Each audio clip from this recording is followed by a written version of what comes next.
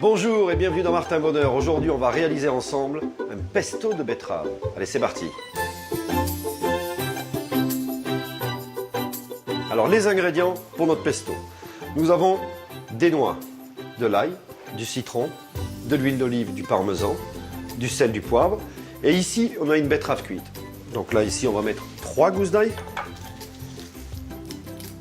Alors, toujours de l'ail cru, bien sûr. N'oubliez pas que le pesto, c'est quand même à considérer entre un condiment et une sauce. On va appeler ça une sauce condiment.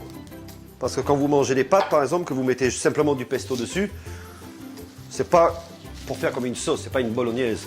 C'est plutôt pour donner un petit peu de peps, donner du caractère un petit peu à votre plat de pâtes, mais c'est pas pour autant que vous allez manger le pesto à la cuillère.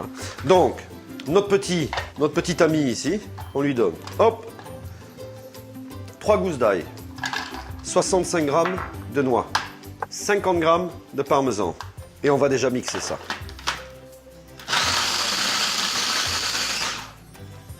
Voilà, donc vous mixez jusqu'à obtenir cette texture-là. Et là déjà, les noix, le parmesan et l'ail, ça sent déjà très très bon. Donc rien que ça, si vous faites une laitue par exemple, vous en prenez un petit peu, vous saupoudrez dessus.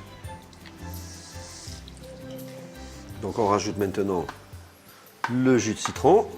Avant de couper la betterave, on va rajouter l'huile. 1 décilitre d'huile.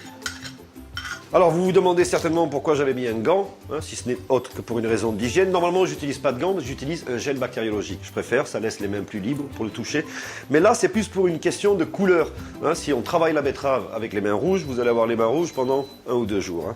Donc, je vais détailler 150 g de la betterave. Alors, je le fais en petit dé.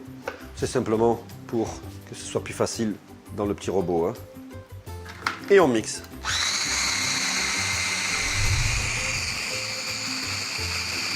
Voilà, donc maintenant on peut se séparer de notre gant et regardez ce que l'on obtient.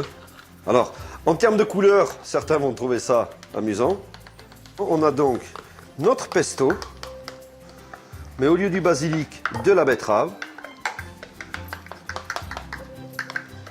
Voilà, donc là on a donné quand même un grand coup de pied dans la poudrière du monde très fermé du pesto. Donc certains apprécieront, d'autres peut-être un peu moins. Mais de toute évidence, cassons la monotonie. Sortons des habitudes, ne restons pas sur des recettes mais sur des techniques. Vous avez la technique du pesto, faites des variétés infinies de pesto et ensemble, on va colorer à l'aide de vos photos de pesto la page Facebook de Martin Bonheur. Bon appétit!